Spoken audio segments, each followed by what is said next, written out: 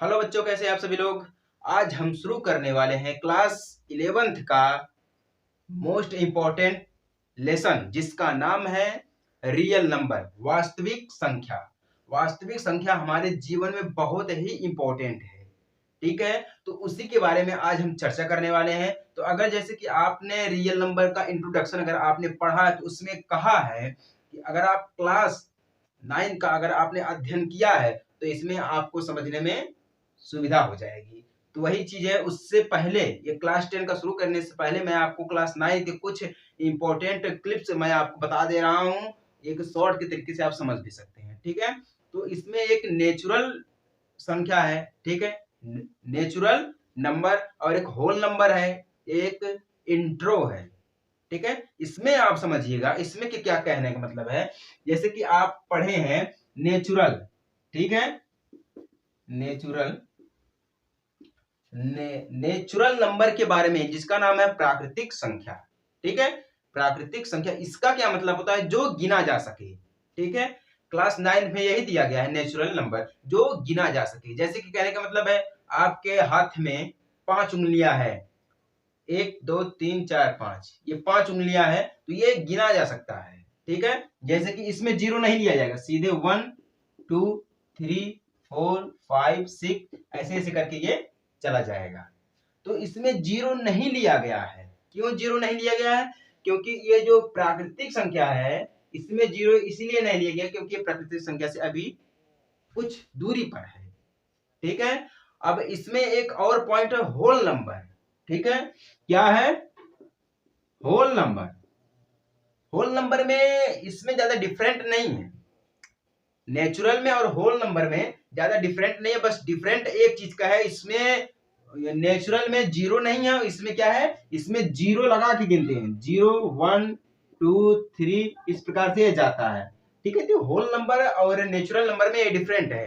Whole number में zero रहता है और नेचुरल में जीरो नहीं रहता है। तो ये दोनों ही गिने जा सकते हैं, ऐसा नहीं मतलब ये गिना जा सकता है और ये नहीं गिना जा सकता है, दोनों के दोनों गिने जा सकते हैं। तो वही चीज है आपको, जैसे कि मान लीजिए अभी इसमें एक है पूर्णांक।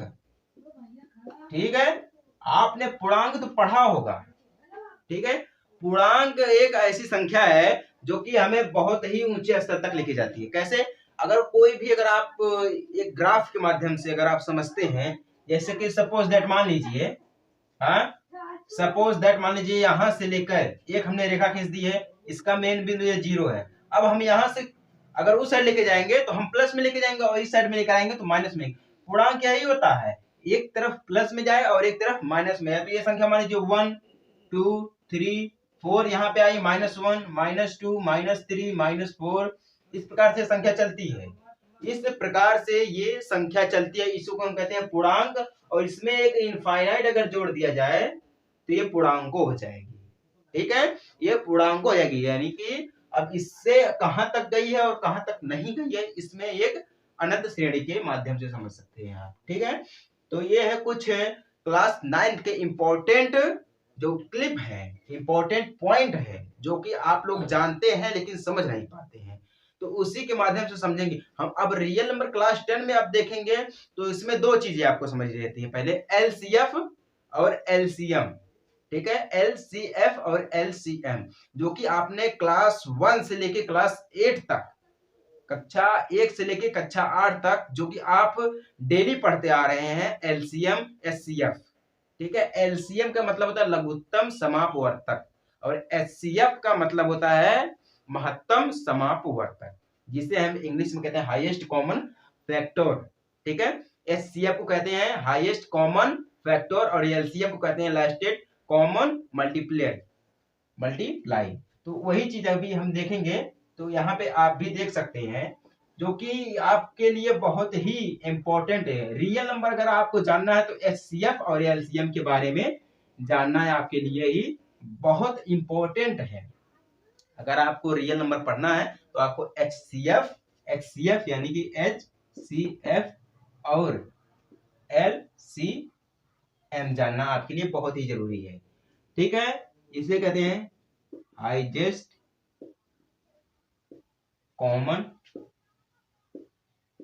Common factor. फैक्टर, और इसे कहते हैं एलसीएम, लास्ट कॉमन मल्टीप्लाई। ठीक है, ये चीजें होती हैं लघु महत्तम समापवर्तक और लघुत्तम समापवर्तक।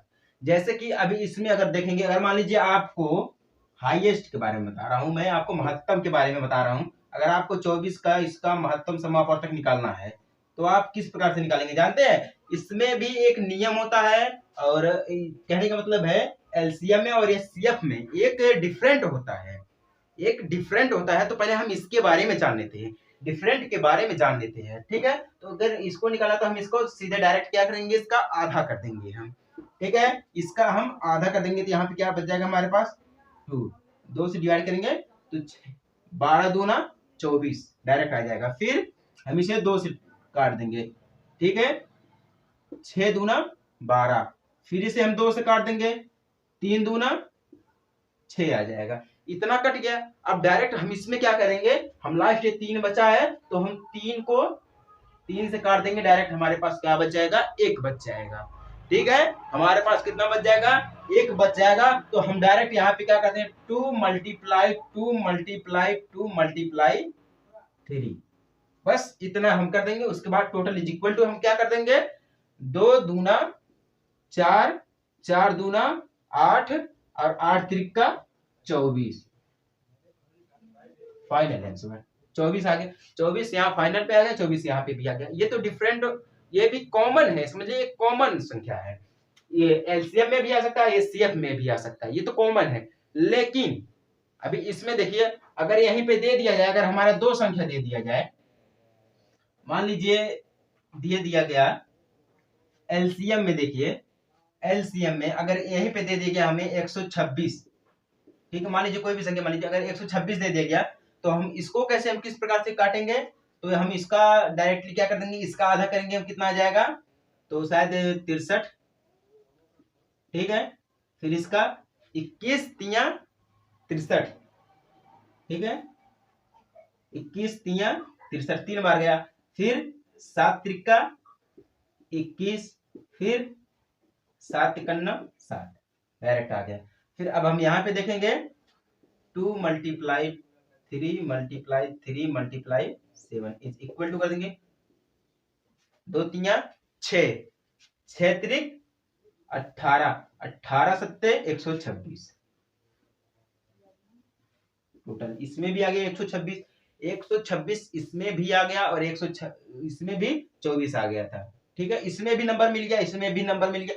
लेकिन अब आप ये सोच रहे हैं इसमें डिफरेंट क्या है, इसमें डिफरेंट क्या, अभी इसमें देखिए डिफरेंट, अगर यहाँ पे देखिए ये संख्या दी गई है 24, अगर हम इसे 2 बार में लेकर जाते हैं, मान लीजिए यहाँ पे कोई और संख्या रख देते हैं, 26 रख देते हैं, ठीक है, यहाँ पे अगर हम 26 रख देते हैं, यहाँ पे देखिए 24 और यहाँ पे 26 रख देते हैं, तो डायरेक्ट अगर हम इसे काटेंगे तो 13 दूना 26 और 12 दूना 24, ठीक है। तो अब हम क्या करेंगे इसमें, तो हम फिर यहाँ से 2 बार लेकर जाएंगे, ठीक है, 2 बार लेकर जाएंगे तो यहाँ पे हमारा क्या आ जाएगा, 6 आ जाएगा, और यहाँ पे 13 हम डायरेक्ट उतार देंगे, ठीक है, क्योंकि ये कटेगा नहीं, 13 कटेगा नहीं, तो हम 13 को क्या करेंगे, डायरेक्ट उतार देंगे। फिर हम यहाँ पे 2 बार फिर लेकर जाएंगे, फिर हमारा यहाँ पे 3 बचेगा, फिर यहाँ पे 3 बचेगा, सॉरी 13 बचेगा। तो अब हम क्या कर सकते हैं, फिर इसको हम क्या करेंगे, 3 बार लेकर जाएंगे, सॉरी 3 करने में 3 13 आ गए डायरेक्ट। अब हम देखिए यहाँ पे जो संख्या बच गई है, यहाँ पे जो संख्या बच गई है उसे हम छोड़ देंगे, उसको हम छोड़ देंगे, तो हम डायरेक्ट क्या आ जाएगा, 2 दूना 4, 4 दूना 8 और 8 त्रिका 24, इसमें भी 24 आ रहा है, लेकिन 26 इसमें जो है ये मेन इंपॉर्टेंट, इसमें क्या होता है, देखिए डिफरेंट यही है, जो लास्ट वाली संख्या बच जाती है इसमें, ठीक है, इसको हम छोड़ देते हैं। एचसीएफ में क्या करते हैं, हम इसको छोड़ देते हैं, और एलसीएम में डायरेक्ट हम छोड़ते नहीं है, सिर्फ एक ही लाते हैं उसमें, या 0 हम उसको लाते हैं, वही चीज है। इसमें छोड़ देते हैं और इसमें छोड़ते नहीं है, डिफरेंट यही है, मेन डिफरेंट हमारा यही है। तो आप लोग समझ गए, अगर आपको रियल नंबर जानना है, अगर आपको रियल नंबर पढ़ना है तो पहले आपको HCF, LCM और नेचुरल नंबर, होल नंबर, पूर्णांक, ये सब आपको जानना पड़ेगा। ठीक है, ये क्लास 10 में मैं आपको बता रहा हूं, क्योंकि अभी देख रहे हैं कि मैं अपने चैनल पे 2 वीडियो डाल चुका हूं, एजुकेशन के चैनल से नहीं है, वो अलग है थोड़ा, वो है हमारा पॉलिटिकल। ठीक है, ये राजनीतिक है। क्यों? इसीलिए मैं अपने चैनल पे डाला हूं कि आप लोग देखें, उससे कुछ समझें, सीखें, मतलब ये क्या हो सकता है, जिंदगी में कुछ हो सकता है कि नहीं हो सकता है। मैं आपके लिए सिर्फ डाला हूं, ये मत सोचिएगा कि मतलब ये अपने फायदे के लिए नहीं, मैं आपको कुछ मोटिवेशन देना चाहता हूँ। अगर आप उस मोटिवेशन को समझ रहे हैं, ठीक है, अगर आप उस मोटिवेशन को समझ रहे हैं, उस वीडियो से अगर आप मोटिवेशन आप समझ रहे हैं, तो आप लोग चैनल को सब्सक्राइब कर दीजिएगा। ठीक है, और कमेंट में जरूर बताइएगा कि सर हमें समझ में आ गया कि आप मोटिवेशन के तौर पे क्या हमें बताना चाहते हैं। तो वो वीडियो जो अभी मैंने अपलोड की है राजनीतिक की, वो चुनाव की, वोटिंग मशीन की, जो भी है, तो उससे आप ये मत समझिएगा कि फायदा नुकसान कुछ नहीं, वो बस एक मोटिवेशन के लिए आपके लिए है, बस इतना समझिएगा। सो अब हम बढ़ते हैं नेक्स्ट पॉइंट की तरफ, जिसका नाम है यूक्लिड डिवीजन लेम्मा। ठीक है, विभाजन और एल्गोरिथम के बारे में भी हम समझेंगे। सो अब चलते हैं हम नेक्स्ट पार्ट की तरफ, तब तक के लिए जय हिंद, वंदे मातरम।